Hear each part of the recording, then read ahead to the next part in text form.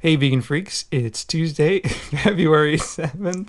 I've got the giggles today, and I don't know why. I'm not high. I didn't do any drugs. And this is our 26th podcast. When we were kids, the bugs and the birds fascinated us. They were just like us. And we were taught they slammed the door. It's not cool to feel too much. But some of us break free. Your opinion, I'm a vegan freak. That's when you think I'm a vegan freak. Your opinion, I'm a vegan freak. That feels like I'm a Hey, vegan freaks. Hey, everybody. How you doing? I'm Jenna. And I'm Bob, as usual. Yes, we're here once again this week for another podcast. That's right. We're a little late this week. We have, like, a life, you know? We're busy. We've got jobs, like real jobs. Yeah, Yeah. shit to do. We got shit to do. So, unfortunately, the podcast got kind of pushed back this week, but we're getting there. We're getting it out. We're trucking. Mm-hmm. Oh, yeah. Mm-hmm. We're getting it going. So we got a lot going on this week. Let's get to it. We're going to do our typical shout out to donators and others. We're going to remind you of some interesting things. We're going to talk about Herbivore Magazine. Cool shit. Absolutely cool shit. We're going to roll some music for you. You know, we never decided which song's going to go first, which song's going to go second. We never wrote down all the names because you were in a hurry. Well, we'll get to it. Okay. We'll figure it out. All right. And we're going to talk about dog shit. We're going to talk about pit bulls. Uh-huh. We're going to talk about PETA. Uh-huh. And then we've got a little vegan review segment from Nell. Mm-hmm. Yes, we're going to talk about veggie burgers. Veggie burgers, indeed. Then what? Then we have a few voicemails. Couple. We're still behind in our queue, but we're getting to all of them. We'll eventually get there. Did you print out the emails? And we have emails. Yes, I did. Oh, good, because I didn't. Okay. And then we're done. All right. So we got all kinds of stuff coming at you this week. Let's just begin with the shout-outs to donators. Okay. Thanks to Disjunct. Disjunct is on the forums. He's on the chat room. And he was generous enough to donate to us, and we really appreciate that. The donations help us a lot with the distribution and production costs for the podcast, which, as our audience grows, these costs also grow. It was kind of... Last night I was on the chat room, and Disjunct had popped in and has said he had just watched Earthlings. Mm. And man, it's a great film, but it's kind of a bummer. Yeah. You know? Mm-hmm. And it was weird because I watched it today, unfortunately. Yeah, I have yet to watch it. Yeah, I watched it today. I'm teaching this class on animal rights, and I've been very hesitant to kind of go hard into the harder stuff, you know, for a variety of reasons. I tried that last year and it didn't work. The group is a little different. This year, however, I showed them Peaceable Kingdom, and then they're like, we want to see more. And so I showed them The Witness, and they said, we want to see more. And, you know, I said, okay, well, this is the big guns. This is all I got, you know. After this, it's like only shock video from the Huntington Life. Meet your meat, you know. yeah. It's Meet Your Meat and the, you know, stuff on Huntington Life Sciences and things like that. So they wanted to see Earthlings. So today I showed them Earthlings, and it had me in a funk for a while. I can see why. You know, I tried not to watch it. Like, I sat there and did work. I sat there and read another book, Mm-hmm. but I couldn't ignore it. Yeah, I watched 2 minutes of it and couldn't watch the rest of it. So It was really too rough. much, It was yeah. really rough to watch. And well, anyway, Disjunct, I know where you're at, and it's a hardcore film. If you haven't seen it yet, you really should. I think it's at IsawEarthlings.com. I think it's the URL. It's a different one than what we talked about earlier. But if you haven't seen the film, it's worth watching. What it does is it kind of splits our use of animals up into 5 different categories, and it is, if nothing else, thorough in its exploration of these things. I think personally, though, for me, the hardest part of the film to watch is the stuff on vivisection and animal experimentation. I get so angry, you know? yeah, I get so angry watching that. I know, it just seems so cruel. It seems so unnecessary, too. Mm-hmm. But anyway, all right, we're getting off track here. Welcome to the ADD cast. We should just call this ADD cast. Sure. Yeah, Jenna was making fun of me earlier for being all ADD. She's getting mad at me. It's because we're trying to prepare for the podcast, and he's like getting all distracted and flipping through this magazine. I'm like, hey, I'm playing different podcast. songs on the Yeah. computer. I am a little ADD. I mean, yeah. I want drugs, though. I would like to have Adderall. I get a lot done, probably. I'm just kidding. Anyway, we also need to thank Adam Goldstein for his generous donation to the podcast. Adam has a site called rootdreams.com where he does some web consulting. And I don't know if he wanted me to announce this or not, but he's been kicking around the idea of starting up maybe a vegan web hosting business. Nice. So I think that's a good thing, for sure. Yeah, definitely. I mean, I think whenever we can, we should support vegans. Of course we should. Because we know the money we're giving them isn't going towards supporting some cruel, horrible, hideous practice out there. You're right. I agree. So anyway, maybe you can catch up with Adam, and if you're interested in that, he may be able to help you out. So those are our donators. You can always donate at podcast.veganfreak.com. Any amount is very welcome. Yes, and we will thank you on the air. Absolutely. And we got a late donation. I didn't have a chance to get it in yet into the outline for the notes. We'll get it in next week. Yep. And just to remind everyone, it's new month at Podcast Alley, so all the votes get reset. And so if you voted last month, you can now vote again this month. That's right. And that's helpful. We've actually got quite a few people from Podcast Alley who are now faithful listeners because of your help in the past getting our rankings up. So it's cool. And these are folks who didn't think initially they would have much to do or much to listen to about veganism, but they're actually, some of them have listened to it and keep listening. Yeah, that's wonderful. So that's cool. And we really appreciate that. It helps spread the good word about veganism. Yeah, so go vote. Yep. So new month Podcast Alley, we would appreciate that vote. Yes. All right, last time on the show, The creamy cheese, the cheese cream. we talked about the creamy cheese, the cheese cream. And we got a couple entries for that little contest. We did. And Ever the Keener, Dulcie from the forums in the chat room. I don't know. Does everyone know what Keeners are? I don't know. Like teacher's pets type? Oh, okay. Yeah. Anyway, you looked at me funny when I said that. I don't know. Well, anyway, she, I think 10 minutes after the show was up or something, put it in. Not quite 10 minutes, but she was the first one to answer it correctly. We also got correct answers from Nothiz and a couple other people as well. Yeah, so. a bunch of people sent them in during the week. So, Yeah. But Dulcie, yes. being the first one, will finally get your damn vegan freak button. See, the problem is we don't get home before the post office closes, so we never get the stuff out. So one of these days we'll get home before the post office closes. Usually on Fridays we do. And we don't, like this isn't our full-time job, right? I wish it were. That'd be nice. It'd be really cool. But, we're only human beings and we can't do everything we want to do all the time. So everything gets kind of put in a queue and we get to it, but it takes us some time. So if you write to us and don't hear from us, patience. Yes. So you can always come on the chat room too, because I'm there a lot. Yeah. I'm not always like there, but I'm usually kind of around. Okay. Yeah. But did we say about Foamy the Squirrel? Did we say what it was? Oh, yeah. No, we didn't. Anyway, it's from a Foamy the Squirrel cartoon, and we should put up a link to the actual cartoon. He's usually talking about bagels at some point or another, Here, I can. which is why he likes the creamy cheese. It's really good. Some people think it's really stupid. I think it's pretty funny. hilarious. But anyway, he also has a pretty good rant about Atkins. Yeah, I will. I think he doesn't. I think he calls it Fatkins. Yeah, I think he calls it Fatkins. Ranting about the diet and you can't eat a damn apple. Yeah, if you can't eat a damn apple, something's wrong. So let's see. We got some foamy loading here. I think. Whoa! Oh my, that's loud. Well, anyway, I will post links in the appropriate places. We won't load foamy right now. Okay. So Foamy's cool, and he's got a goth. The woman who he lives with is a gothy type chick, and they're cool. Right. Because we're all 19-year-old goths. We are. Who curse a lot. Yeah. Fuck. fuck. Right. Right. So check this out. We're in like a magazine. I know. That's hilarious, isn't it? I know. It's cool. I never expected to be in a national magazine. Me either. Yeah. Never. And all I had to do was blow the editor. Oh, really? That's how I got in there. Okay. Nice to know. Yep. No, I didn't blow anybody. We're in Herbivore Magazine. We're in issue 10, Winter 5. The reason I said about blowing the editors is someone made a joke about it on the forum. Oh, okay.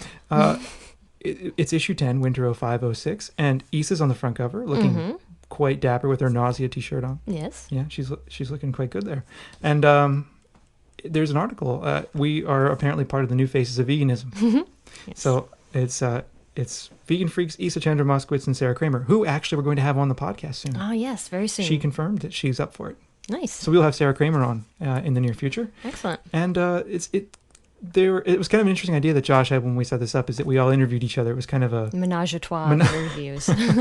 menage a trois of interviews. Right. Yeah. So Sarah interviewed us, and then we interviewed Issa, and Issa interviewed Sarah. I think rather than interview, you should say did. Okay. No, I'm kidding. Yeah. So that's how it worked, and it actually turned out really pretty well, I think. And the interviews are kind of fun. So if you don't have a copy of Herbivore yet, you should go get one. Yeah, and and if you better aren't yet, you should subscribe. You should subscribe, because to me, actually, this is the magazine.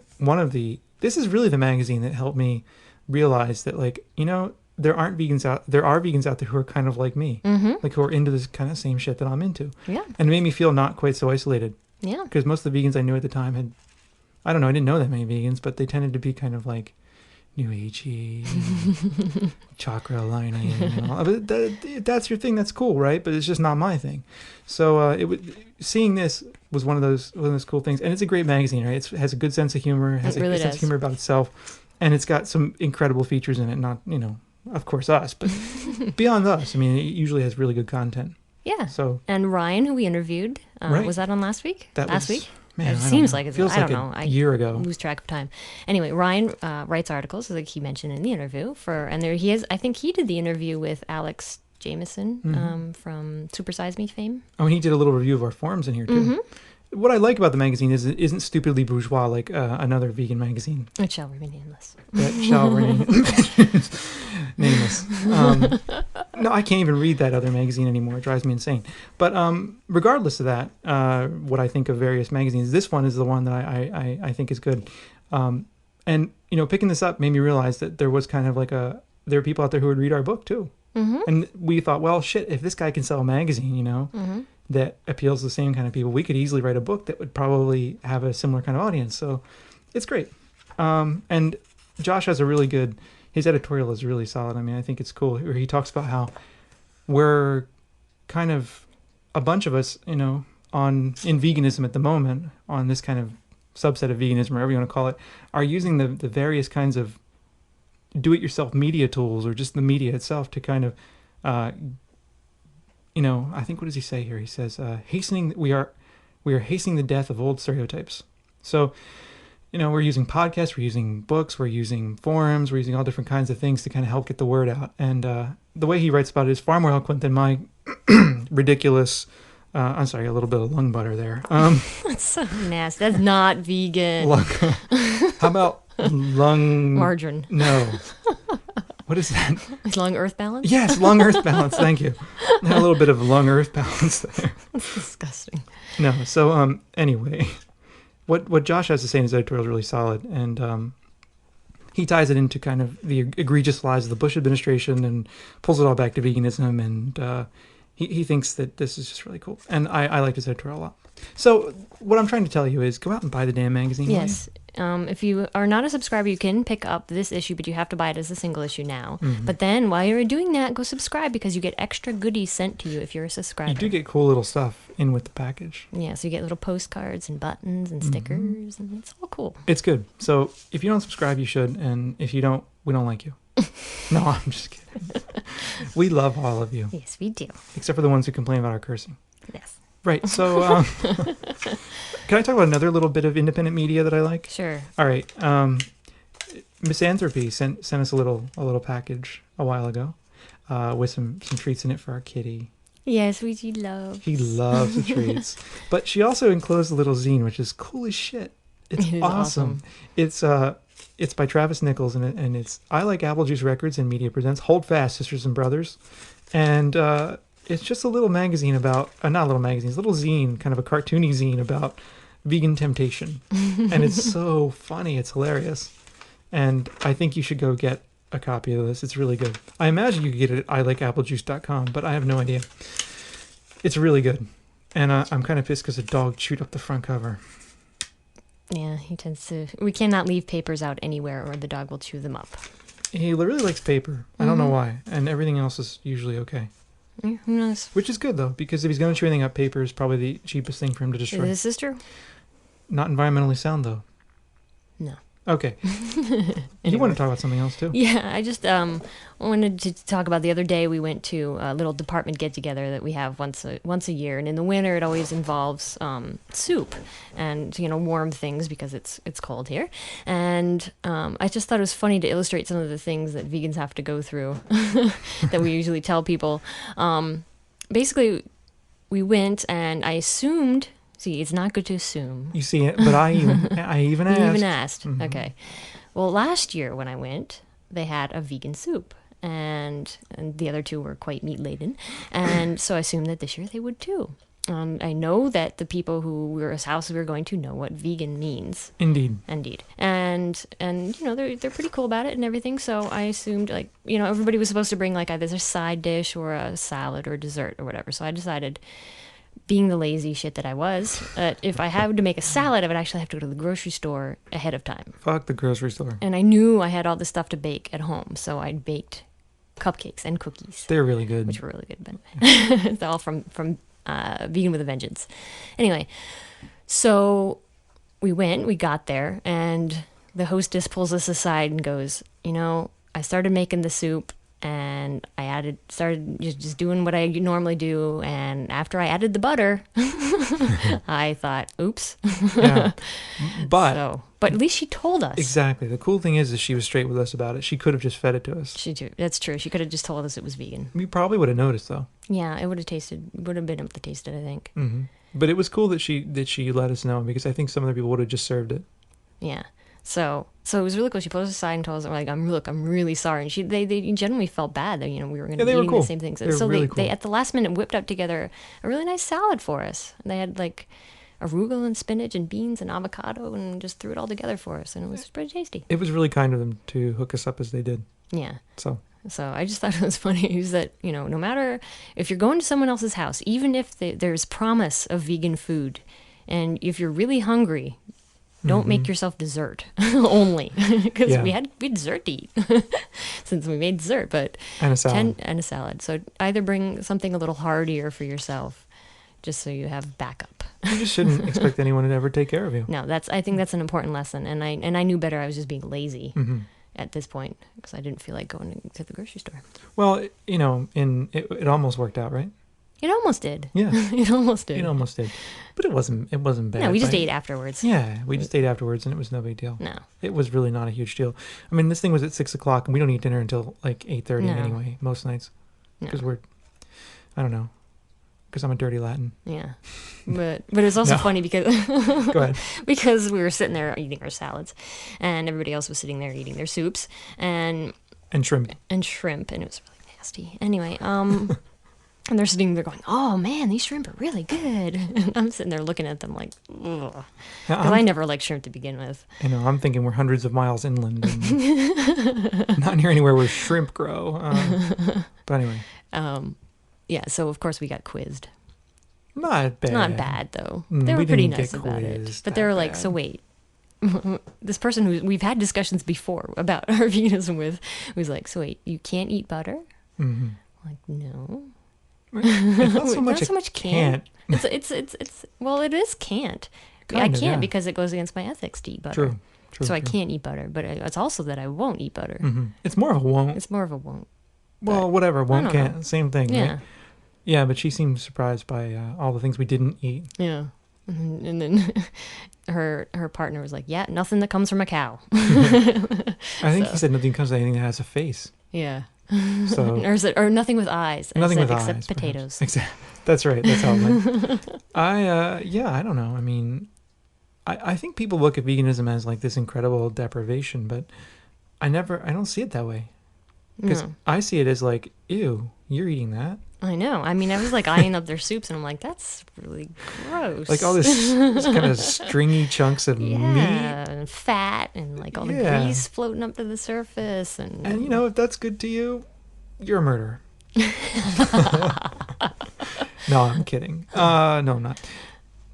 I don't know. I mean, after watching Earthlings today, I don't know. I mean, I was reading this book yesterday. I'm doing some research for a book that I'm going to write. This is from like my real, my full-time job, right? Mhm. This is going to be some vegan freaky type book. This is going to be a serious academic book. And it's going to be about animals and capitalism, right? So I was doing some research for this, and I'm reading an article, and the article made a stunningly simple, I always like to say a book, it made a stunningly simple statement, and the stunningly simple statement was that one of the most effective ways to challenge animal agriculture is to boycott it. Mhm. Because if everyone were to boycott animal agriculture, everyone were to essentially be vegan, there would be no animal agriculture. I mean, it's that simple, right? Right. And that's complex and on the one hand, but on the other hand, it's like, that's actually, it seems like from our perspective sometimes as you argue or struggle against this, what seems to be this massively unjust system, that is constantly oppressing, constantly creating pain and suffering, you always feel like, man, it's going to be there forever in a way, you know? Mm-hmm. But then you think it's something as simple as if everybody just decided that they weren't going to do it, it wouldn't happen. I know. That's how simple it is. It is. That's really how simple it is. And it's stunningly simple, but it's stunningly complex at the same time. Of course. Yeah. Yes. Now we just got to figure out how to get more people to realize that they need to make that choice. Well, I was thinking about that, you know? I was really thinking about that. And I don't have any grand ideas because I teach this class on animal rights, you know? I taught it last year, and I think one student who was a vegetarian went vegan, and I don't think the others did much, you know? And this is a rational kind of class. It uses all kinds of different materials to try to get the point across. And if people have 15 weeks to try to understand it, and they do, you know, they understand it, and they have no rational argument as to why they're consuming meat. This is what happened in my class. Students had no rational argument for it, yet they were still doing it. And it's like, it comes down to, I like it. Right. That's the best they can muster. It's the power of habit. It's the power of taste. It's the power of disconnect. It's the power of social conditioning. Yes, exactly. Exactly. And that's the thing is, like, I think we always think, you know, that we're going to be stuck. But I think if we can create some kind of societal change at a large level, you can really change things. I know. I think the fact that if more vegans are out there and showing how they live and showing that, look, you know, we can survive. We're good. You know, we're making it more apt or making it more acceptable, you know, to be a vegan, and for more people to know that this is a choice, because I don't even think people even consider it. I mean, never even crosses their mind as it's something that they could possibly do. I think you're right. I think if people knew about the possibility on the whole, it would make it easier for them to imagine a different reality. But I think most people don't even know about it. And if a lot of people do know, the people that do know about it maybe know wrong things about it. Exactly. Or it's misinformation. Yeah. Or they're in this place where they feel like, you know, you have to have protein or your testicles will fall off or something. You know, I don't know what kind of misinformation's out there. I mean, the dairy industry and dairy, egg, meat industry, very powerful and have influenced our curriculum and all that. Yeah. You know, I don't know. I mean, I don't think it's all that complicated, though. Yeah. I mean, logically, it's not. Logically, no. But, you know, you have to get past all the emotion, all the tradition. Practically, yep, exactly. And all of that. Well, yep. And, of course, capitalism. Well, that, too. You know, that, too. Major barrier. Well, that's a major barrier to all kinds of things. I mean, it's a major barrier to innumerable kinds of suffering and pain in the world. Indeed. I was reading today for another class, actually. While Earthlings was on, I was trying to prepare for another class. That, you know, offshore shoe production goes for, in China, it's like basically they make about, actually it was Indonesia, they make about $1 a day versus about $6.80 or something like that in the U.S. per hour. Wow. So economically, you understand why these places go offshore, but it's horrible. Socially, yeah, it's horrible. Yeah. And so I read that some workers in Chinese factories are kept on birth control. Women are kept on birth control so that they won't become pregnant and require maternity leave. Oh my God! To keep a stable workforce. Jeez. So yeah, that's horrible. I mean, it's great if you want to be on birth control, but it should be her choice. To be forced on it? That's crazy. Yeah. So what a lovely system we have. Oh yeah. Exploiting as it goes. Woohoo. Woohoo. Man, what a downer. What a downer. We need some music. Yeah, we never decide what we're going to play. How about we play the Nausea song? All right. In tribute to the front cover of Herbivore. Oh, yeah. That's right. Isa's t-shirt. And this song is called what? It's called Butchers, and it's from the album Extinction. And who, but. What? Who sent us this? Yes. Demo? Demo or Demo? Demo or Demo? Yeah, it's probably Demo. Yes. Yeah, Demo ripped this, I think ripped this off of an LP. Nice. And sent it to us. So, anyway, give it one more, tell us one more time what that is. Okay, the artist is Nausea. Yeah. Song Butchers from the album Extinction. Okay, enjoy.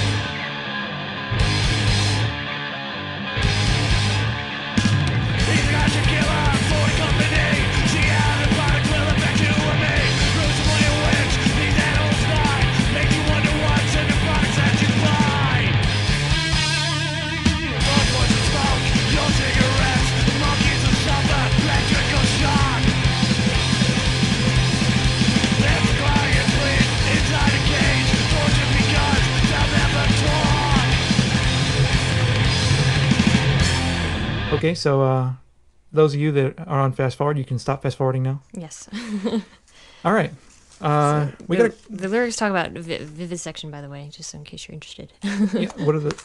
Give us a little quick hit of the lyrics here. There you go. Okay. Through all your research, there's still no cure for a disease like you. Ulcerated eyes show no glimmer of life, nor do they reflect the pain inflicted by your knife. They're cancerous and bleeding and better off dead. Vivisectionist, you must be sick in the head. He's a contract killer for the company. To see how their products will affect you and me. The gruesome way in which these animals die makes you wonder what's in the products you buy. Products you buy. I don't know what that was all about. Products you buy. From the dogs forced to smoke your cigarettes to the monkeys that suffer electrical shocks, their crying eyes plead from inside a cage, tortured because they'll never talk. And I gotta tell you, after watching Earthlings today, man, that is especially frustrating. Ah, man. You know, they had in Earthlings these baboon head trauma experiments. Oh, So sad. that's just disturbing. Yeah, it all is. And so little of it actually does anything. You know, I mean, we always act like every use of an animal is this life or death situation. Like, we either have to test on 1,000 million gajillion animals or we all die. Right. You know? But in fact, we test on animals for some of the dumbest shit. You know, I mean, such a tiny percentage of things even apply to any kind of life or death situation. Yeah. You know, I'm not saying that for a life and death situation it's right either. I'm just saying that it's always framed that way. You know, that being able to spray oven cleaner in the eyes of a rabbit is suddenly a life or death situation for human beings. Yeah. And I hate that. I hate the way that whole argument goes, and it annoys me. So, on to happier things, like for example. Here's a fan of ours. No, we're a fan of his. What? I'm a fan of this guy. Oh, I'm going okay. to be talking about in a minute. I like him. I don't know him, but I'm his fan. Oh, okay. Yeah, he's my hero. No, not my hero, but I like him. Okay. This is from the BBC, and it says a man has been arrested by police investigating how dog poo came to be listed on the ingredients of a packet of sliced ham. That's excellent. Does it actually say dog poo? I'm reading the BBC. Okay. Detectives were called after reports that the words were found on a label of a 300-gram packet of cooked meat bought in Wakefield, West Yorkshire. Meat manufacturer H.R. Hargreaves and Son. That's so British. Well, it is. Yes. Does sound so... Okay.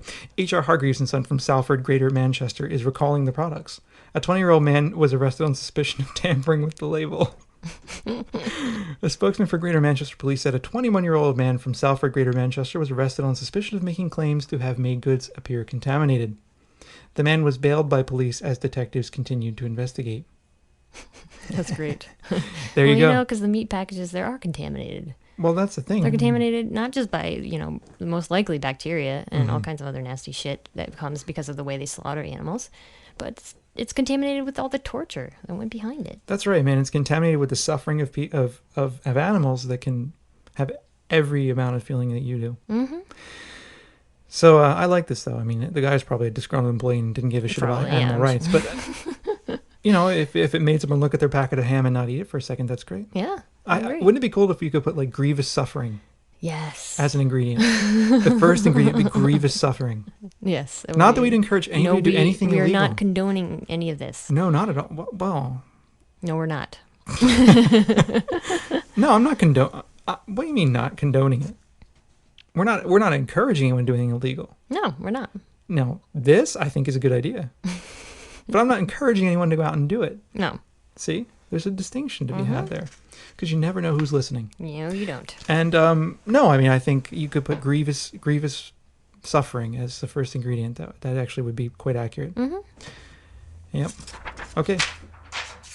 I always throw the news on the floor, like I'm fucking David Letterman or something. All right.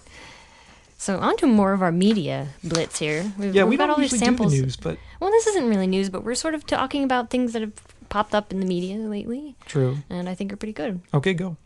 This is actually a good article in the New Yorker, because I've complained a lot about the New Yorker in past podcasts about stupid articles that they have, and fur ads and shit like that. And I think Rat and Cat are going to like this one. Yes, and this Our article. theme song writers. Yes. Go ahead. This article's about pit bulls, and the article's entitled "Troublemakers." And actually, it's not completely about pit bulls. It's actually about profiling. and Bob's getting our cat to participate here. Go ahead. Okay. I was waiting to see if you'd purr. He might. He might. He's all filthy. He was down in the basement doing I don't know what, and now he's like completely covered in dirt. He's pissy because I picked him up. He doesn't want to be picked up. But anyway, basically the article talks about how profiling, if done certain ways, is absolutely ridiculous And wrong. And because people often make category mistakes, because basically if you profile on characteristics that can change, or that are variable in some way, then your profiling just turns out to be absurd. So you really have to look at certain categories and certain things that do connect in order to make decisions about, if you're going to profile, if you're going to make conclusions about things, about how to do it well. That's right. That casting your net a little too widely. Oh, not vegan. Not vegan. Not vegan. So not vegan. Casting your net too widely, in fact, isn't good. I mean, no, not at all. It creates categories that are so broad that they become inapplicable. Mm-hmm. Correct. And it uses pit bulls to demonstrate this and to show how absurd that the bans on pit bull breeding are, just on having pit bulls, period, in certain cities. And it starts off the article really in an interesting way. It talks about this pit bull attack that happened on Ottawa, and about basically talking about how pit bulls are different than other dogs because of their tolerance for pain is higher, and their tolerance for the way they fight is different than the way other dogs fight. And basically that if for example, if two dogs are fighting, most dogs when they're done fighting will show submission by rolling over on their backs, and that pit bulls will continue to attack after dogs do that. But some, not all. Some, not all. That was the point. That's the point. Yeah, and of course, so people make the category mistake that it's all pit bulls that do this. And so they want to ban pit bulls. And the author of this article actually goes through and looks at statistics and looks at the history of, fatal dog attacks, and says it's more based on what dog is popular at the time, that incidents of pit bulls attacks only increase when pit bulls become more popular. That's right. So that's one of the factors. And actually, Rottweilers, Chow Chows, St. Bernards, other dogs have just as high incidence or more or higher than pit bulls. So, but they're not being banned. Right. It's just like this it's a mistaken identification. Yeah. It's a mistaken linking together of two different things. Exactly. The other thing that comes up in the article, though, that I liked is that it puts the blame for these problematic pit bulls on asshole owners. Exactly. On people who have failed to show the animal basic kindness, who failed to socialize the animal, who failed to really just be nice, And so what the article points to is that the problem with pit bulls isn't a problem of pit bulls. It's a problem of asshole owners. It's a problem of people that neglect and deprive the dogs of what they need. And through this neglect and deprivation, the dogs become as they are when they attack. So I'm sorry about that. It's okay. It's the earth balance. No, but the point is that the problem really is a problem of humanity. It's not a problem of inherent in the breed. Right. That the only factors that they found that actually do tie to when dogs will attack are that male unneutered dogs tend to attack more, and they attack more with owners that don't pay any attention to them, and there's also a tie to if they're left chained up a lot.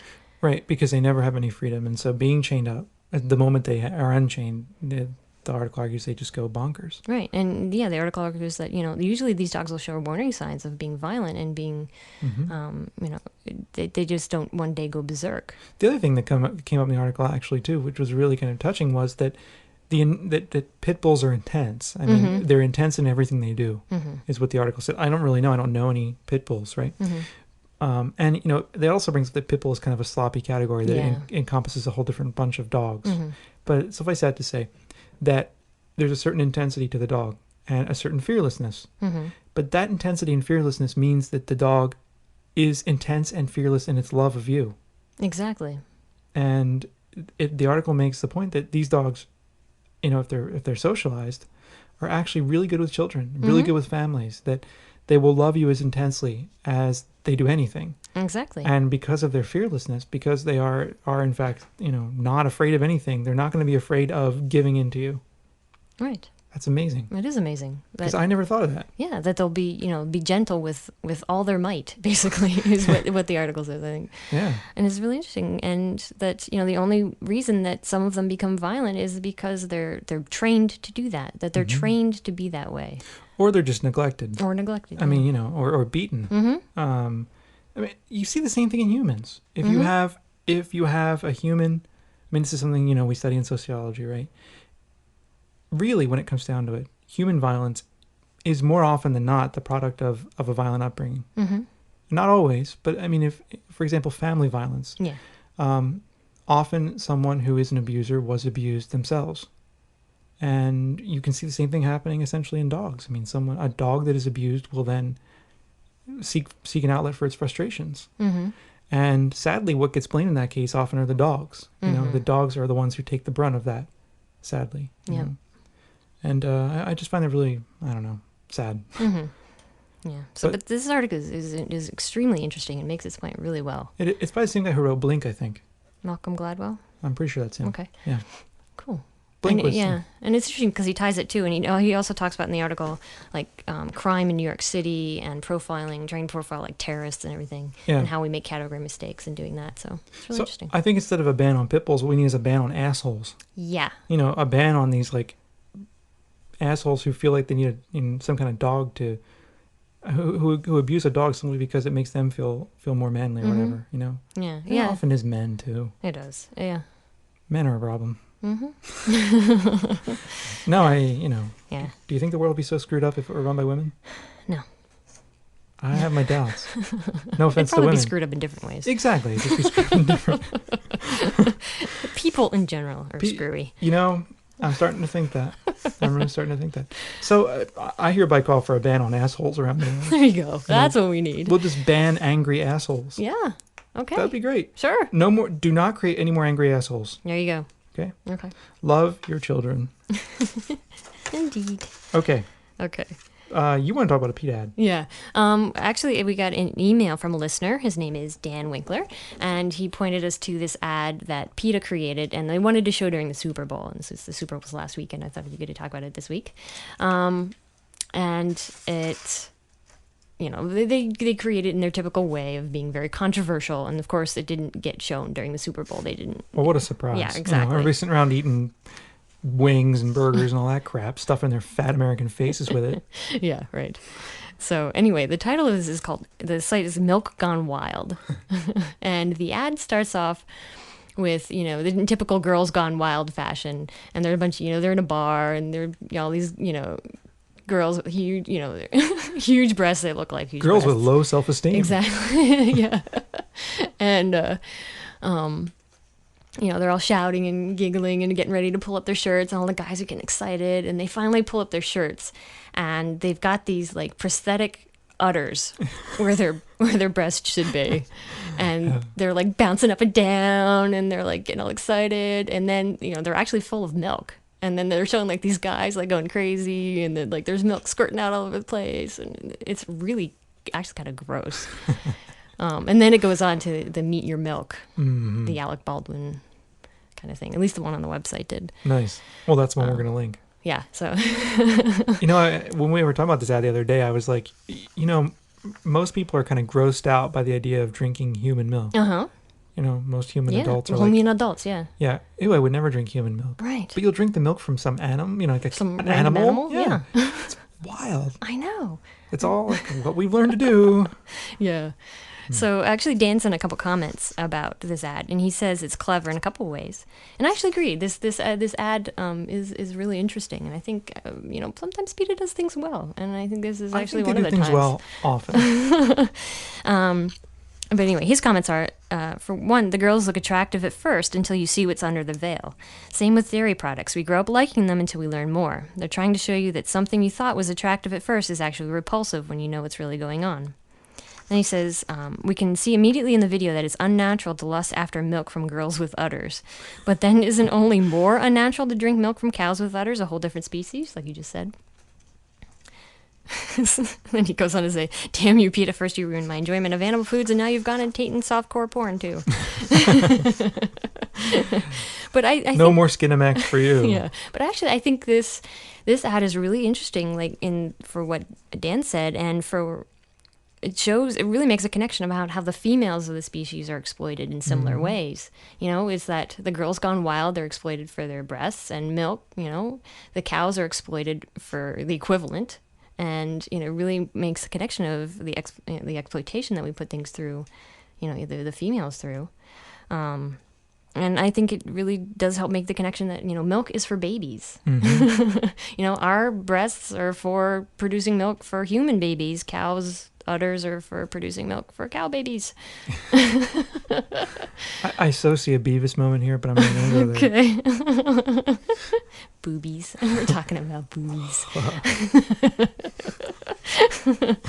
Right. And so, yeah. So basically, the best point is that it's so unnatural. Mm-hmm. But, yeah. That's a good ad. Yeah. Absolutely. And it's funny, just like down further on the page, they have this little snippet like, it's actually better for you to drink beer than it is for you to drink milk. Well, yeah. Of course. I know. I'm not It's an way edger. better. I'll drink beer. No problem. Not there's anything wrong with edgers. Whatever you want to do. So that was funny. Yeah, it was good. So thanks for that. So go check out that ad. It's funny. Yep, it'll be in the show notes, Mm-hmm. which are at podcast.veganfreak.com. I only say it all the time because people write to me and say, where are the show notes? Podcast.veganfreak.com. That's right. And that's the only reason we say it so much. Because people really don't, a lot of people get it through iTunes. Sure, so and you don't never even see know. the website. Speaking of iTunes. Oh, yeah, that's what we forgot. Motherfucker. I can't believe we forgot it. Sorry. Well, we'll do it now then. We will do it now. Speaking of iTunes, we want to thank the people who have recently put up iTunes reviews that are good, that are positive, and we appreciate that. I meant to list them, but I forgot. We can do it at the top of next show then. We'll do it at the top of next show, but we do appreciate those reviews. They help us a lot. The thing you need to realize, though, is that iTunes, because of intellectual property rights, is zoned. Ah, yes. Sorry. No, that's all right. You all right? Mm-hmm. Okay, good. You just had a funny look on your face. iTunes is zoned. So there's like for example, if you're in the United States, right, you can't read the reviews from England or from UK or whatever. If you're in Canada, you can't read the reviews in the US. And if you're in Australia, you can't read the reviews from anywhere else. Right. You know what I'm saying? Mm-hmm. This is because there are different licensing agreements, so the fat cat corporate record executives can make all their money or whatever, in different... I have no idea. I'm sure there are different licensing agreements on the things around the world. And anyway, the point is that the store is broken up into pieces, so if you leave us a review in Australia, for example, we can't see it. We have no idea. Mm-hmm. So we would thank you, but we have no idea. Yeah, so We thank could have- you if you're doing it. But We could have a 1-star rating in Australia. Who Who the hell knows? knows, right? In Canada, even, we get a 1-star rating. Who knows? I have no idea. So that's one thing. And the other thing is, for those of you that have left us really positive reviews, we appreciate that a lot. Yeah. It means a lot to us to know that people like what we do. Yes. Because we put a lot of time into it. We do. We do. try. We We try do. quite hard to give you... What? We do. We do. We try Yes. hard to give you a good show. So, Yeah. Yes, yes. All right. So let's move on. We've got another music segment. I'm a little disorganized. It's my fault, apparently, because I'm ADD or whatever. I forgot to write down the name of the song. We'll But- look it up and put it in the show notes. How's that? This one is from Lindsay.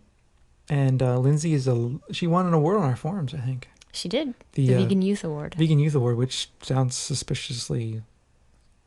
Sounds kind of like Hitler Youth almost. But it didn't want it to Never sound thought of like it that. that way. Yeah, but anyway, she won the Vegan Youth Award. She has nothing to do with Hitler.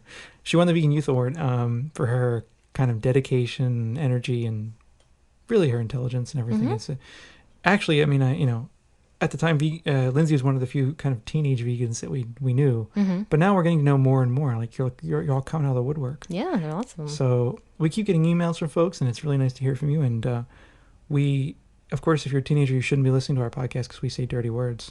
Right. So that's probably not good. Though, come on. When I was a teenager, do you know some of the things I heard? I'm sure. Yeah, like, come on. So you probably hear worse stuff at school in I'm the sure. schoolyard. Oh, yeah, So definitely. anyway, the point is that it's cool to know that there are teenage vegans out there, and we're more than happy to help you out if we can. I haven't been a teenage vegan, so I don't really know what it's like, but I can guess. I guess it'd be pretty difficult. And we've heard from a lot of people with suggestions, so that was Yeah, we good. have. So anyway, thanks to Lindsay for sending that in. It's cool. We've got some more stuff we will be playing. People send us stuff and we play it, and we put it in a queue and play it. So this one is from who's this from? Tegan and Sarah. Right. Thank you. Yes, and I don't know if they're vegan or vegetarian. We think they probably are, but they've done PETA ads, like anti-fur, so which is cool. They should totally be vegans if they're not. Yeah, you should. We should send them a copy of Vegan Freak. Hi. They'd never get it, but we should send them one. So they can become vegan if they aren't. Cool. Anyway, here it is. They are desperate for love and affection. No, they're desperate for you. And as you sit out there all sly and sure, I wonder, does anyone think as strongly as you do? I'm quite sure we'll find one another in a place that's better than this. A time filled with us, and we send up our shooting stars and comments. Yeah, we make our little gestures. Yes, we make our little comments. The song is my anthem, and it makes up my ideas. And who I am has benefited from all my cleverly planned meals. All my cleverly planned meals. I'm stripped and vital, and I see rules that almost fit.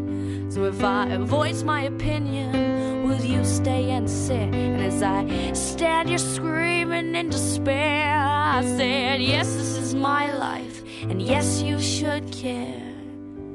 This song is my anthem, and it makes up my ideals.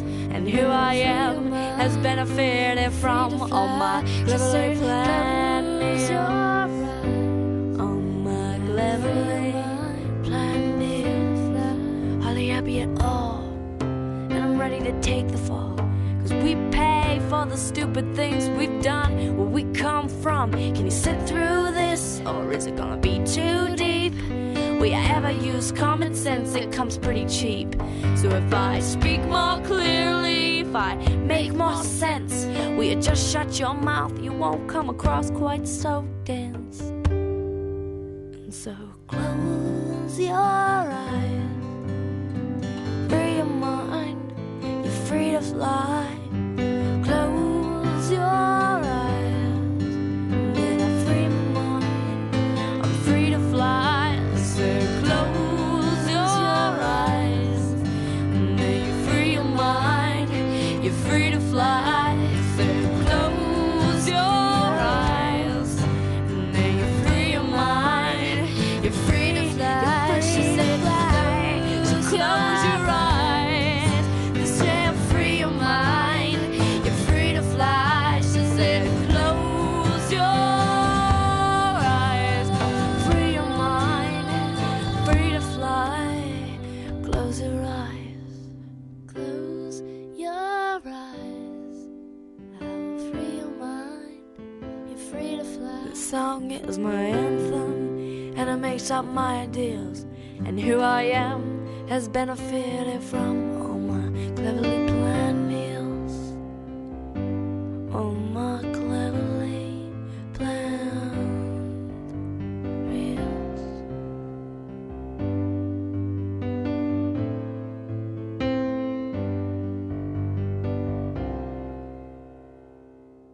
So that was Tegan and Sarah. Yeah, thank you, Lindsay, for sending that in. She says that she thinks that the lyrics definitely speak towards vegetarianism. And definitely change pace from what we normally play. Mm-hmm. So those of you that are tired of the hardcore, grindcore, death metal, Cookie Monster metal, whatever you want to call it, there's something a little different for you. Yeah. And we've got a couple others in the queue that are a little different to make life easy for you. Now what we're going to do is roll for you the review that Nell did. We did an interview with Nell. We called her up on Skype. And we talked to Nell about her review. She had 10 people over, she said? Yeah. A bunch of people over. A bunch of people over. I don't know if it's 10, whatever. Yeah. She had a bunch of people over to her place to try out veggie burgers. Mm-hmm. And this is where Dino has the howling fan tots. Because if you know Dino, he's always bitching and moaning about hating omnivore substitutes because he thinks that they make... He's got all kinds of problems with them, but Dino has all kinds of problems in general. I'm kidding. Dino, you know I love you. Not in that way. No, you know I love you, though. Dino and I pick on each other a lot. We do have a voicemail from Dino later. Anyway, the point is that Nell did this nice review, and she did the last one she did was on chocolate. Mm-hmm. So you should listen to this because she reviews a lot of different brands, and then we talk about her site and all that, and it's good. Yeah, and it's interesting because she was. There were a couple other vegans who are on her forums and were at the party as well, but it was mostly for Omnis. Yeah. So it was interesting to get their feedback, and you can find all of this or more detailed description and pictures on her website. Veganreview.blogspot.com. Thank you, because I can never remember that website. So go check it out, and we're going to play our interview with Nell. So we're here with Nell from the forums, Nell LaRue, and she's going to be doing another segment of ours, Vegan Reviews. She had a bunch of her friends over, and they are going to be testing different products throughout the year, and they did one on vegan chocolates right before Christmas. And so now we're doing veggie burgers. So welcome, Nell. Hey guys. Hey, Nell. How's it going? Good. So tell us about your review. Did you have a little party? What did you do? We did. I had a party last Sunday, and the weather was perfect, and it was better than the chocolate one. I had 10 people come instead of the 3. So I was a little overwhelmed and a little disorganized because I didn't expect everybody to show up. So when everybody got here, I didn't know how to have them actually eat the burgers. So somebody from the forums, Jen, Powder Princess, she actually helped me out and brought them around to everybody. So she served everybody. Oh. Nice. All the little bites. But we ended up having 9 different burgers. Wow. Wow, that's quite an assortment. I didn't even know Yeah. there were that many. I didn't either. And I thought I was going to get most of them from the health food store. And I went to the 2 in my area, and they all had like one kind that was vegan and only one kind that was vegetarian, either cheese or eggs. And I was floored. I didn't think that they'd be the ones without the variety. I ended up getting most of them at Stop and Shop. That's kind of surprising. Yeah. I never look for that stuff. It's just Stop and Shop. So I was very excited, and there were a lot that I didn't even pick up. You know, I reached a limit at 9 burgers. So That's quite a lot. Yeah. yeah, and there was a good variety. There were about 3 or 4 that were pretending to be hamburgers, and then the other ones were mostly veggies. You know, either there was a couple that were green and yellow, and like some you could see the veggie chunks in it. So it was a good variety, and I actually this time, because I had vegans at this party, which was amazing and so much fun, I broke it out into 3 different ratings. I have an overall rating, a vegan rating, and a meat eater rating. Ooh, Oh, excellent. that's excellent. Because especially with veggie burgers, the meat eaters wanted to go for the meat ones. Right. You know, they liked the Morningstar and the Veggielicious more so than any of the vegans did. And the other good part about having vegans is they brought treats. So I didn't bring everything. They brought some snacks and stuff, so that was a lot of fun too. Awesome. Yeah. So which one tended to come out kind of highest? The highest one actually was the same for the best overall and also the best for the vegans is the Garden Burger Black Bean. They are pretty good. Yeah. I only had the one version. I didn't have more garden burgers. I just had the black bean one, and it was very good. I would definitely get that one again. And the ones that the meat eaters rated the highest was actually Dr. Prager's California burger. I've never seen those.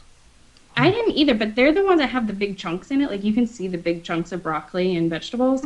So I wouldn't have thought that that was the one that they go for. And that one falls apart a lot, so you kind of have to be careful. Oh. But it was delicious. That was good too. And then the other rating I have is the best price. That's the Morningstar Farms vegan burger. Mhm. But that also was the pretty close to the bottom of the rating. It wasn't very good. So not a lot of love for Morningstar, huh? No, that was one of the ones that was trying to be a hamburger. Mm-hmm. And I have no taste for those kind of burgers because I never ate burgers before I went vegan. So I go for the things that are just a sandwich kind of filling. So What other kinds did you try? we had the Sunshine Burgers, which is my all-time favorite. Dr. Prager's California. We tried Amy's American Veggie Burger. Amy's California Burger. There was a Bombay Burger by Dr. Prager's. And then Veggielicious Burger, which was the lowest one on the rating. Oh, that's a shame. I like the name. And it was not very licious. Like the veggies, there were no veggies. It was like a grayish color. Ew. It was like $4 and you got 2 in a pack. Whoa. Whoa. It was just odd overall. Everything else like stayed in the same price range, and nobody hated one over the other, but that one really stood out. Mm-hmm. So, but it went really well. I got a lot of extra comments, and everybody had a good time. They all ate the other foods that were there too, and they voted on the next party being on wine. Oh, Nice. So I'm switching them from a Sunday afternoon party to a Saturday night party. man, that's a good idea. Yeah, I'm excited. I think I'm going to do just one type of wine, like red wine or white wine, so that way down the road I can continue and do another version of it. Have another liquor night. Very, Good idea. that's So- excellent. Yeah. And Yeah, I- at my wine cellar place that is in town, they actually have a list in the store of the vegan liquors, so Wow. I have to go and hit them up and see what I can find. That should be a fun one. that's That's awesome. incredible. Yeah. Yeah, because I think that one will be really good because a lot of people don't know off the top of their heads a lot of time which wine is vegan, and Yeah. so if you're telling people names, things they can go try, and I mean, I haven't tried too many of the organic ones that tend to be more vegan ones, so it'll be nice to hear about. I don't think I've had any vegan wine, that I've known. Right. They might have been accidentally, but I didn't go out for the intention of finding one. I haven't either. I mean, I don't think we've ever had any. I'd never remember the names. When I go into the store, I'd have to bring the whole list with me and, go one by one and see which one's which. Yeah, excellent. Any big surprises in terms of the various burgers or anything like that you want to talk about? My biggest surprise was that everybody not hated, but a lot of the people didn't like the one that I love. That's a Sunshine yeah. Burger? Is that the Okara one or whatever?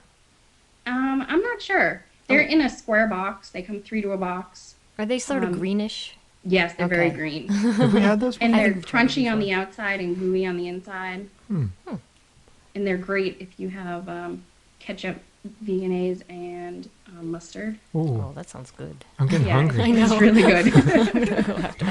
A But burger maybe it's after because we're I done didn't here. have it in a burger form for them. Maybe I should do it again. That's So, awesome. But I love that one. My sister and I love that one. And I was surprised that a lot more people didn't like that one. Your sister's a vegan too, right? Yeah, she is. That's awesome. She's been just a little bit longer than I am. That's so cool. Yeah, that's nice. Yeah. Excellent. So, well, it's good to hear that at least the Omnis were willing to try the try the burgers, and that they did indeed like some of them. What was sort of their overall reaction? Had they tried veggie burgers before? A lot of them actually eat veggie burgers when they go out. If they're, at the restaurants, they actually will opt for them sometimes. I was surprised that they did, because with a couple of friends I did have here, they're big meat eaters. So whenever I was around and they ordered a veggie burger, I was floored. So all of them had one here that they had already tried before. So that was really cool to see that they were all leaning forward. We also pulled out all the boxes and looked at all the calories and, see which one's healthier and not healthier too. And the one I like is obviously the highest calories. It has to be because it's the best tasting. But they were really open to them, and it was exciting. A friend brought her boyfriend. He was probably the least open to it. But, He a little grossed out by it all. he didn't eat, he would take just a little bite of them and leave the rest on his plate. So I'm like, what, you're not even trying them? He's like, no, I did. He's being Probably polite. a little smidge of it. So I'm sure he'll come to the next one though. The wine, yes. Yeah. So are you going to post some stuff on your the Vegan Review website?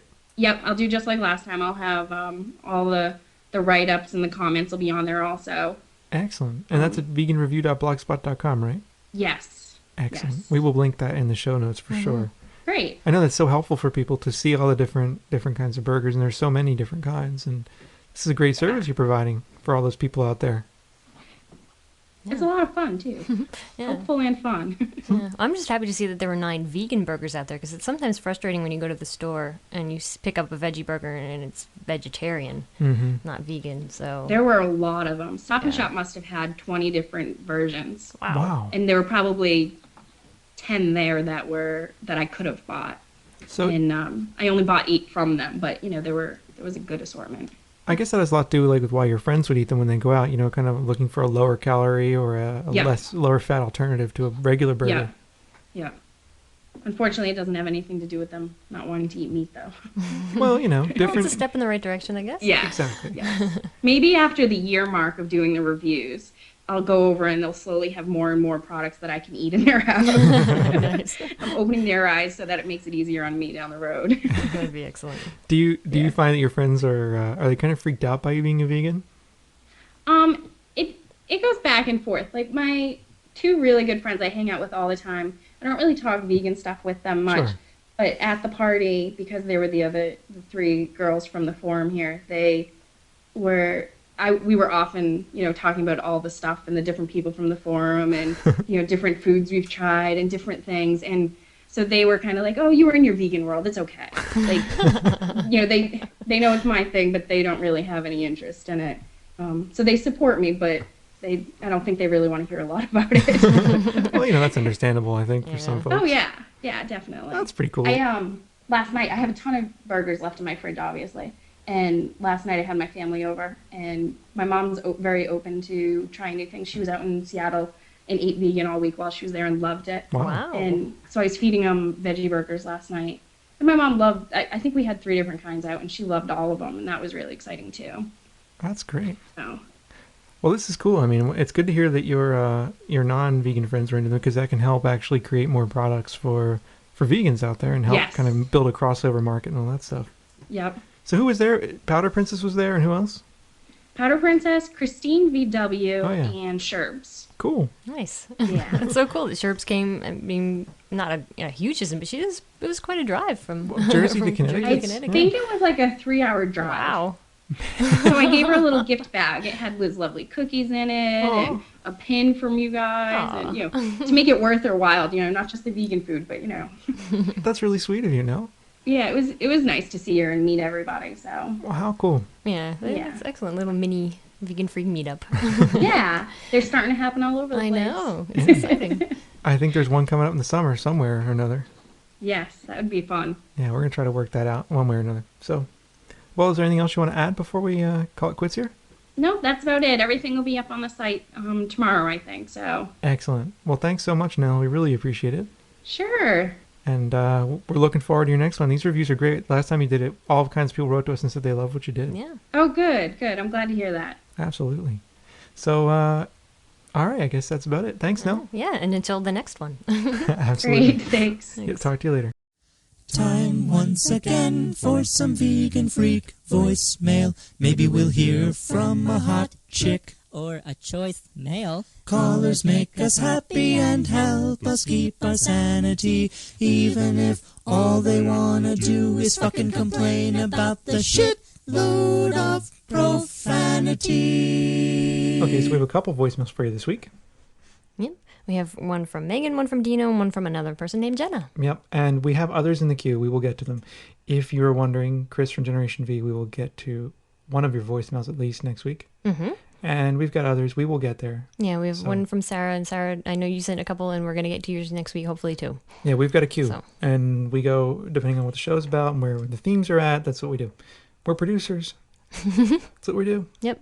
Hi there, this is Megan calling. I just found your podcast, and I've been vegan for a few years off and on, but I'm back on it again. And I was just wondering if you knew how to look up ingredients for face products, because I use Proactive. It's a face product that you kind of order from TV infomercials, etc. I'm sure you've heard of it, but I'm not really sure if it is vegan or even animal friendly, and I'm not really sure how to research that and check it out, but I'm hoping, crossing my fingers, because I really like it, but I'm not sure. So thanks for all the advice. Thanks. Bye. Well, thank you for that voicemail, Megan. Mm-hmm. Actually, for a note about Proactive specifically, I was talking with someone else on the forums, girl least likely to, who also uses Proactive, and I know. So I emailed her to see if she had contacted the company, and she said that they sent her a letter back saying that they do not test on animals and there are no animal-derived ingredients. Yay So, for them. Yay for them. But in general, trying to find ingredients about face products, basically, you have to get a book like Animal Ingredients A to Z, or the PETA's Guide to Animal Ingredients and Animal Companies that Test on Animals, or Or it's funny you mentioned animal ingredients A to Z because someone has taken the animal ingredients A to Z and put them in a format that is suitable for iPod consumption. That's so cool. So if you've got a third generation iPod or later, and most people out there do. Yeah, I was a little bummed because mine's old and I can't use that on mine. But Yeah, you've second. I know. If you've got third generation or later, there is a file you can download, and I will put the link in the show notes. You can go there and download this file and put it in the notes directory on your iPod. And then when you go into your notes, when you're scrolling through the iPod, it's listed A to Z. It's got all the different ingredients. It tells you about the ingredient. It tells you about alternatives to it. And that's a nice thing to have if you're like browsing the store and you're not sure, or you're a new vegan, or even if you're an old vegan, Mm-hmm. I'm an old vegan. Even if you're an old vegan, because vegans do live a long time usually. Mm-hmm. Those that don't do crazy things, like Rich on his motorcycle. Anyway, you can go through this whole thing, and it's really nice. And this is at 30. You spell out 30 and the number 5.org/iPod, and this is done by Dodism or Dottism. I don't know how he or she wants his or her name said. So that's a cool thing, actually. But normally what you got to do is just call the company. Yeah, if you're not sure, because there are a couple of ingredients, for example, like glycerin, that glycerin. can be animal-derived or they can be plant-derived. And if it just says glycerin and it doesn't specify, because sometimes it will specify like from a plant source. So if it doesn't specify, you can't know without asking. So you have to actually contact the company, and they usually have contact information either on the package itself or on their website. Unless it's Guinness and they never call you back. Yes, this is true. Or you can never get through. Yes. I called Ireland like a million times and I never got through. Yeah. Well, basically, they just from other people is that the Guinness that you get in the U.S. is not vegan. Yeah, well, bastards. Yeah, no. Anyway, so yeah, the best thing to do is just contact the company, and it's good because then you have, confirmation from them as to whether they do or not. And sometimes they'll get back to you, and sometimes they're really good about it, and other times they'll never write back to you. Mm-hmm. So, But, I mean, I did that, for example, with Avita because a lot of their packaging lists like glycerin and then doesn't say. Some of the packaging says and some of it doesn't. But their glycerin, they say all that the iffy stuff is not from animals. So that's what they say. Unfortunately, often that glycerin does come from animals because I think it's a byproduct of slaughter, right? So it's probably yeah, it's cheaper. byproduct of rendering. Yeah, it's probably cheaper. And Exactly. so Yeah. it probably does come from animals, and you can't ever really be sure. Mm-mm. How lovely. Mm-hmm. All right, on to our next one. Hi, Bob. Hi, Jenna. This is Dino. I know I came on as a cooking segment in the last podcast, but I figured that I would give your listeners something that they can sort of use in their real life. There's a sort of technique of cooking beans that we use in India that you can more or less use for any kind of bean that you want to cook, be it from garbanzo to lentils to split peas to, any other bean you can think of. What you want to do is start off with maybe about a half inch of oil in a stock pot and add maybe about a teaspoon of cumin, teaspoon of black mustard, and a little tiny sprinkling of asafoetida powder. Maybe, if you have it, add in 2 or 3 handfuls of curry leaves as soon as the spices start popping. And then once the curry leaves have exploded and made a lot of noise, you throw in about a diced onion, saute that on low heat until it gets cooked all the way through, throw in 1 tomato, cook that down until it gets almost dissolved in the oil and the onions, then throw in about 2 or 3 cloves of garlic that are crushed up and minced, or, just whole cloves of garlic if you want to pick them out later. Then add your beans and maybe about 2 or 3 cups of water and cook it for about, 10 or 15 minutes. Now, your beans have to be cooked before you add it into the spice mixture because you want it to be well cooked by the time you eat it. But anyway, the reason that you're adding that water is because you want to bring out the proteins from the starches from the beans and make a kind of gravy that you can pour over your rice or whatever it is that you're serving your beans with. And this kind of dish tastes absolutely beautiful with any kind of flatbread or rice or pasta or anything else you can possibly think of.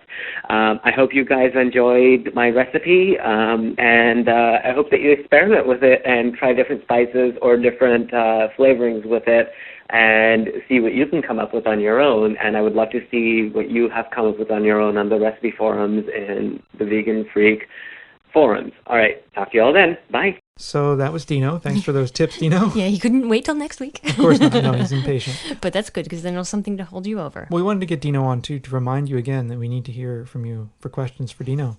So if you have questions about how to cook stuff for Dino, send them to us. Yeah. At podcast@veganfreak.com. Mm-hmm.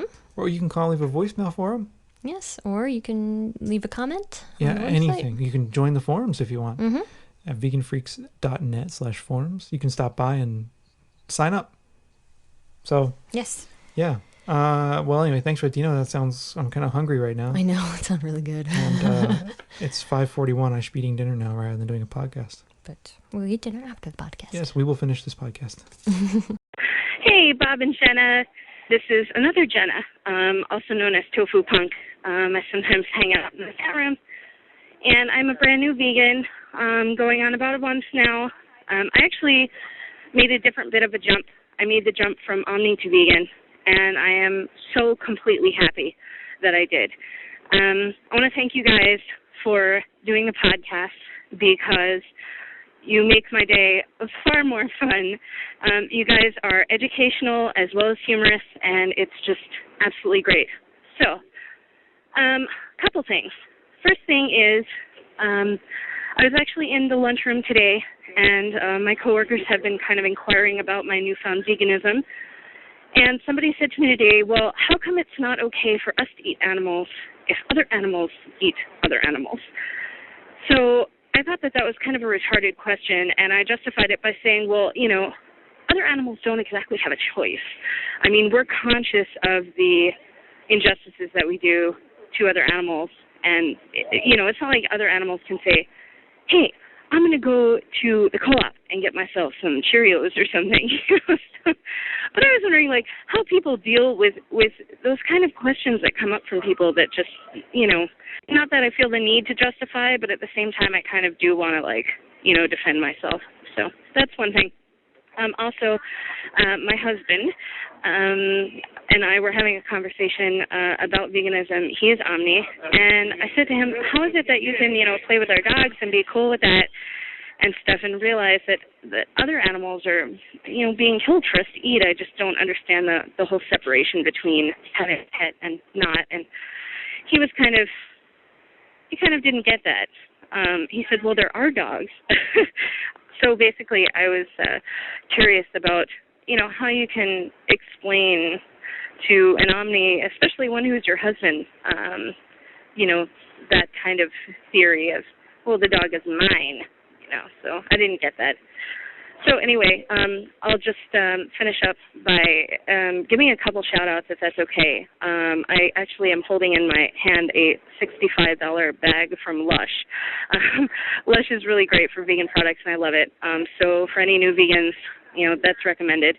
And also, what has completely helped me keep sane this last month and totally guided my way through veganism are Sarah Kramer's 3 cookbooks, which are a tremendous resource. So I want to thank you guys very, very much for doing your podcast. It really is wonderful. And I'll talk to you soon. Bye. Mm-hmm. So it's good to hear from another Jenna. Indeed. There are more and more of you out there all the time. There are. When I was younger, I was the only one. Well, first we need to congratulate her for making the move to jumping from Omni right to vegan. Yeah, that's incredible. That's pretty fucking cool. Definitely. So the move right from Omni to vegan, that's definitely, if I had a little applause noise, I'd play it. Yeah. And a month strong, so that's awesome too. Yeah, and that's great. Now, as for the dumb questions, oh man, where to begin? Yeah. You're going to hear a lot of them probably.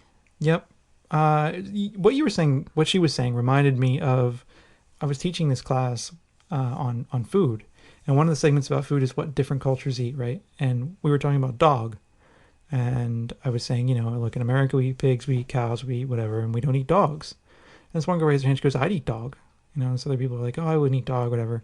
And so they were asking her, you'd eat dog? And she's like, yeah, I'd eat it. And they said to her, well, would you eat your dog? She said, no, I wouldn't eat my dog, but I'd eat your dog. Oh, man. And I don't mean to offend your husband, but that kind of reminded me of his answer in a way. Like, I know my dog, right? And I don't know. For me, it's like I see what our dog is capable of, and I see what our cat's capable of, and I know They're capable of fear. They're capable of loneliness. They're capable of joy. And I can very easily see those other emotions in other animals. Yeah. I mean, you just watch something like you hear the stories on the Farm Sanctuary video, Peaceable Kingdom. And, you see the other animals have those same emotions. They have feelings. They suffer. There's got to be a connection made. But the thing is, we never see those other animals. They're kept in that other category of food animal, and it's a shame because they do, if given the right conditions and the right love, they will act just like your pets do. They do indeed. And the other thing I was thinking about was, I don't mean to be shameless here, but we kind of write about some of the stuff in our book. And in our book, we talk about this example that Gary Francione uses in his book called Introduction to Animal Rights, Your Child or the Dog, in which it's a hypothetical, so it's kind of a thought experiment, but this thought experiment is really good for understanding the way we view animals in our culture. What Francione says is like, look, imagine there's a guy named Simon the Sadist who gets off on blowtorching dogs. Like he takes a blowtorch and burns a dog with it. I mean, that's horrible, right? And for so many of us, that is incredibly offensive, to even think about that happening. So imagine Simon the Sadist, we go up to him, we say, Simon, why are you doing this? What does Simon say? Because he likes it. Because he feels like it, and he derives joy from it. Simon says, I'm burning the dog because I feel like it, and I derive joy from it. Now, to all of us, this is problematic, right? I mean, this is really obviously problematic. I should hope so. He's torturing the dog simply because he likes it. It feels good to him. That is the kind of wanton torture that we all have a real problem with. Yet, however, if you ask a meat eater why they're eating meat, what do they tell you? Because it tastes good. Because they enjoy it. Yet here we are sitting here in this very luxurious studio. Yeah, okay. Don't knock it. It's my office. Here we are sitting here in my office, having not eaten any animal products in a very long time. We're doing quite well. Oh, yeah. And there are many of you out there who haven't eaten animal products in a decade or more. So if you think about this hypothetical, right? I mean, it's quite possible to live healthy, to live a very healthy life without animal products, right? You can live optimally without animal products. And as Francione said in his interview on Animal Voices a while ago, even the prime disseminator of misinformation in the entire world, the U.S. government, would tell you that you can have a diet that is vegetarian and still be healthy, or vegan even, and still be healthy. So if our only reason for consuming animal products is because we like the way they taste, we don't need them, we're no better than Simon, in a sense.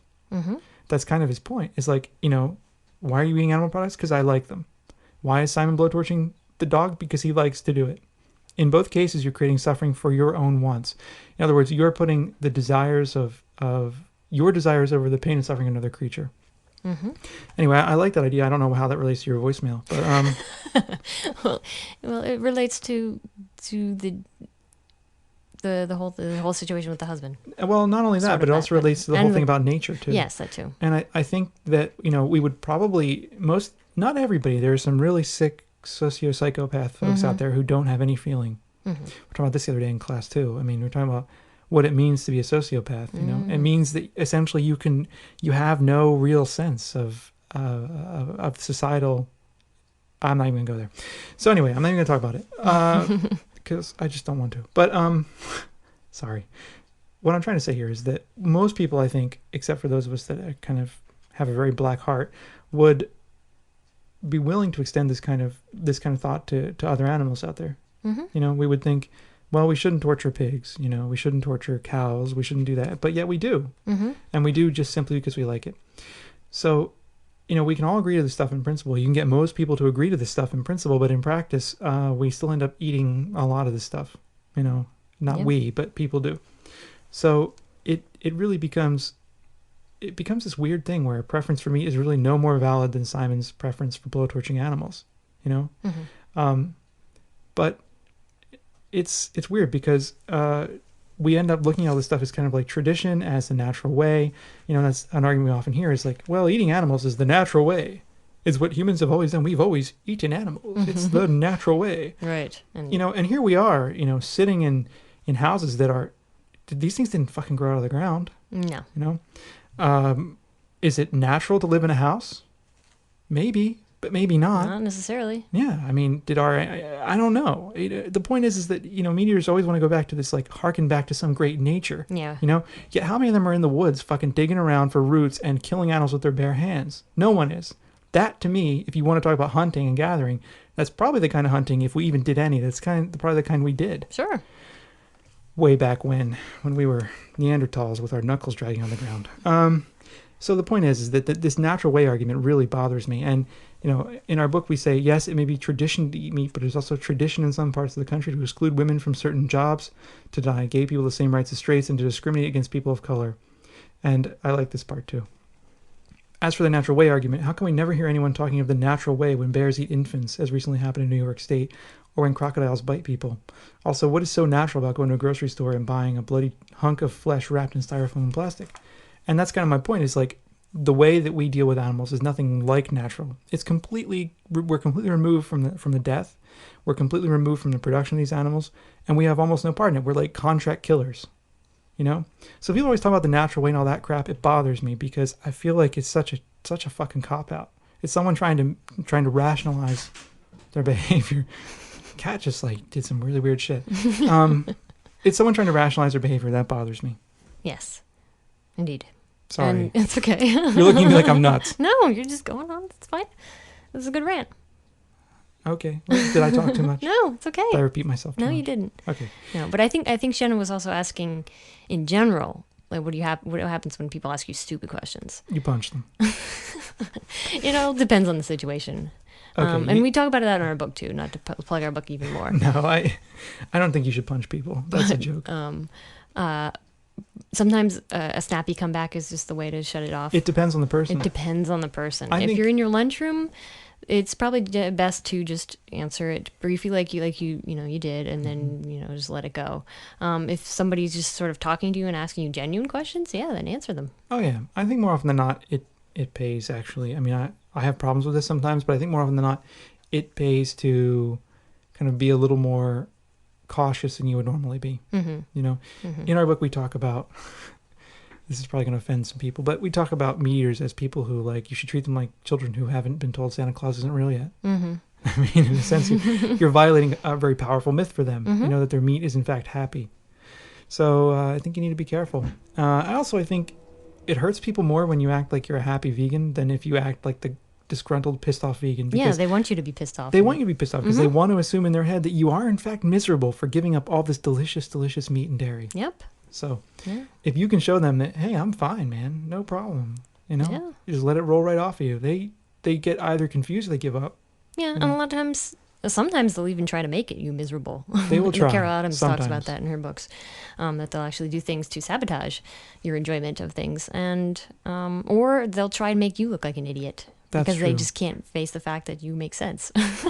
So thus the question. So, well, other animals eat meat. Of course. And other animals kill other animals. Well, other animals also don't factory farm. So yeah, that's it. I mean, we talk about the natural way, but you don't see other animals out there intensively confining, no. another species for their own benefit. And there's nothing natural about bloody meat and styrofoam in the grocery store. What the hell's natural about that? Yeah.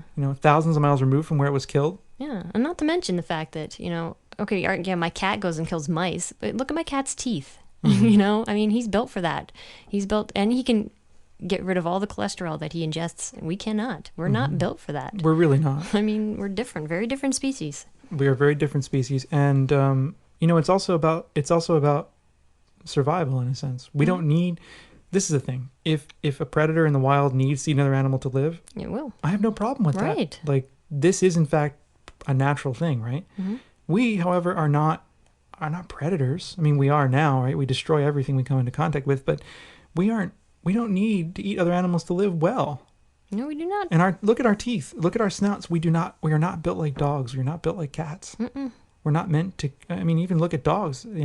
They can consume a vegan diet and do fine. So I don't know. I just get very frustrated. So I think generally, try to be patient with people. Usually they come around or give up. Yep. And also don't forget that, the more that you can generally be nice to folks, it actually serves as kind of a calling card for veganism in general. Because, we have all, at one point in the past or another, met the kind of angry vegan. Have we not? Yes, indeed. And I know me myself. The only reason not the only reason, but one of the reasons I began to consider veganism as even a possibility was knowing a vegan who seemed really content with veganism, who was cool about answering my questions and helping me out, even though I asked him a lot of dumb questions. Mm-hmm. So I'll stop ranting and raving. Cool. So, yeah, excellent. So thank you all for their voicemail. Indeed. Keep sending the voicemails, 267-295-1944, as our Right. little jingle says. Put it down your refrigerator door. Indeed. Maybe we'll get magnets and we can send them out to people. Oh, that'd be a good idea. Yeah. Someone came up with that on the chat room. Cool. Veganfreak.com/chat. Anyway, so moving on.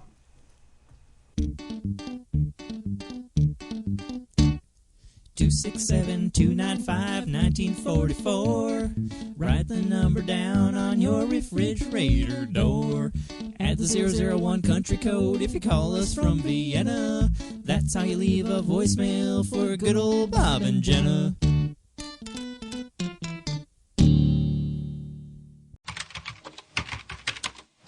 You've got mail. Okay, let's see here. Cialis? No, don't need that. Bigger bus size? No. Free iPod? Oh, it might do that. Oh, are you pleasing your woman? Well, you better ask her. Oh, well, what's this? Vegan Freak email? Vegan Freak email. Yes. Okay, so now we're going to our emails. We only have 2 this week. Yep. We got a bunch more, but we're just going to stick to reading these 2. So thank you for everyone who sent emails, and if we haven't responded yet, we will soon. We do. We get around to it. Yeah. So the first one is from Adagio from our forums, and we had mentioned, I don't know, I think we're rambling on about Dino and classical music and everything, and we were wondering if stringed instruments were vegan. And the instruments themselves are. Right. The bows are not. As I think I mentioned. Yes, indeed. So Adagio explains. Let's see. The strings of the instruments are made from stretched steel or other metals coated with rosin, a compound made from tree sap. In this sense, the instrument itself is vegan, depending on the source of the lacquer, and therefore all pizzicato, plucked classical string music, is vegan. It's an interesting way to put it. Maybe next time we could play something...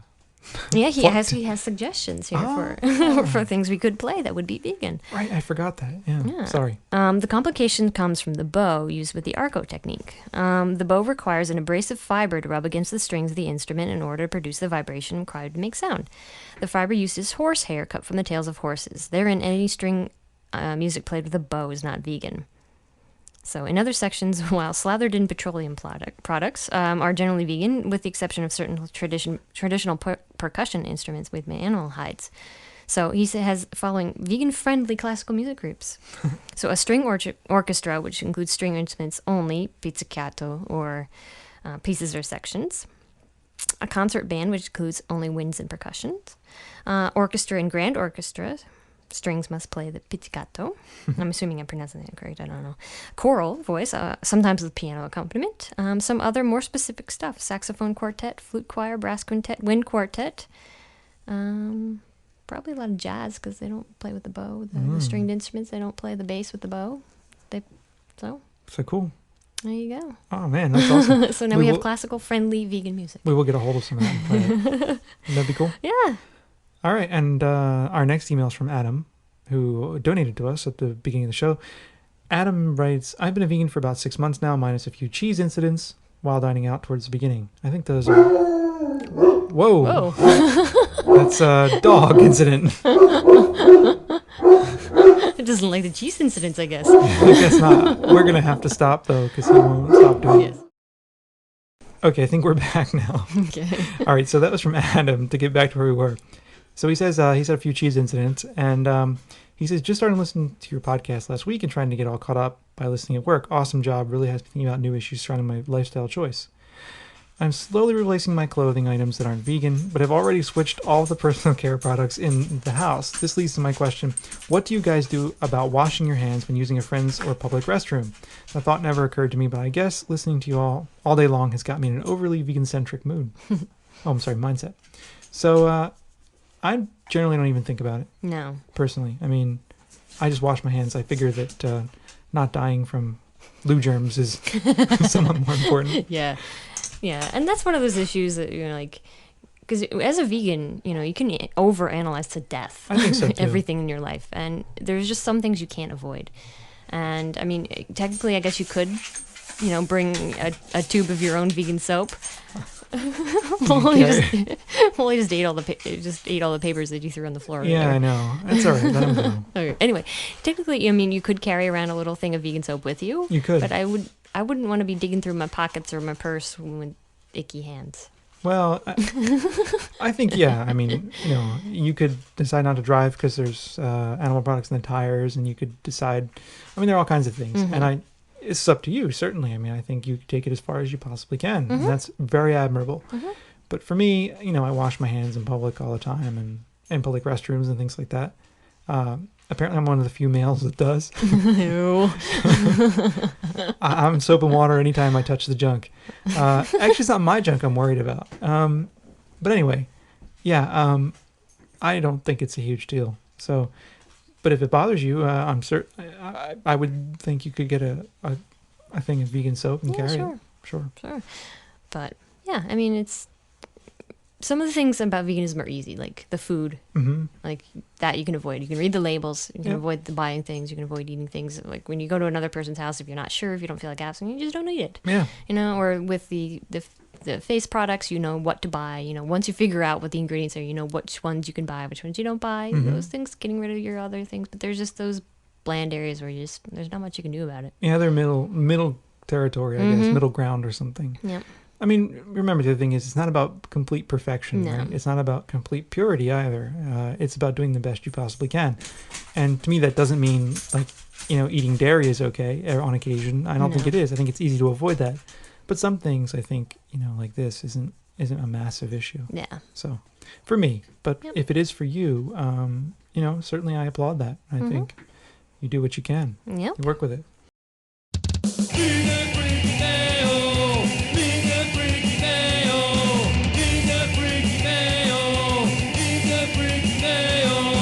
Drop the phone, it'll save you a tenner. Send an email to Bob and Jenna.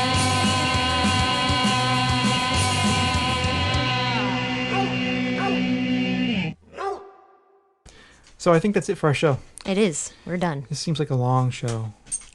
I think it just seems long because we don't have an interview, so it was mostly just us talking. The dog has his butt on my leg. Yummy. Yeah. Dog butt. Yeah, dog butt. He really has his butt on my leg.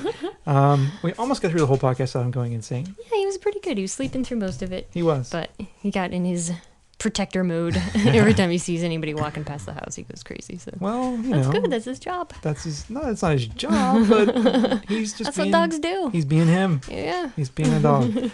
So don't forget, you can visit our website at veganfreak.com. Our podcast site is podcast.veganfreak.com. You get to our forums at forums.veganfreak.com or veganfreaks.net/forums. Send us email at podcast@veganfreak.com. That's kind of the preferred address because it goes to both of us. You can call us at 267-295-1944. And we have P.O. Box 276, Colton, Colton, New York, 13625, USA. USA. I can imagine. Aren't you supposed to tell Angelica something? Cabrones. ¡Ay! Esta chingada mierda. Can't believe I forgot. Chingado. Yeah, anyway, there you go. Someone wanted me to throw in a pendejo too. Yeah. So there you go. There you go. And I'll throw in one quick story before we leave. My uncle, he had one of these, like, it was an El Camino. I mean, how fucking stereotypical can you be, right? Mexican uncle who looks like Last of the Mohicans with an El Camino, right? So I think it was an El Camino, and his license plate on it was K-BRON. A button out there to anyone who knows what that means. No, that's easy. Cabron. Cabron. Which means what? Can mean a bunch of different things. Yeah, but okay, it means big goat, right? Well, yeah. It doesn't mean big goat. No, it's more of an asshole, interjection. Yeah. So that was great though, because he had this cabron. I thought that was the coolest thing when I was like 15, and I still think it's the coolest thing. And if only by the grace of Jenna do we not have a license plate KBRON. That and where we live, nobody would get it. Nobody would get it. There'd be no. like 2 migrant laborers Yep. who'd be like looking at a car Exactly. laughing. It's very funny. Yeah, so anyway, yeah, we're done with this. With this Puta puta chingada. chingada mierda. Puta chingada. There's a, yeah, I don't know, man. Chingada. Anyway, are we done? I think we're done. Until next week. Until next week, if we're sorry again for being late. Don't forget, be in touch with us. We'd love to hear from you. Stay vegan and freaky. Stay vegan, freaking talk to you later. Years later, I'm a vegan free. Was just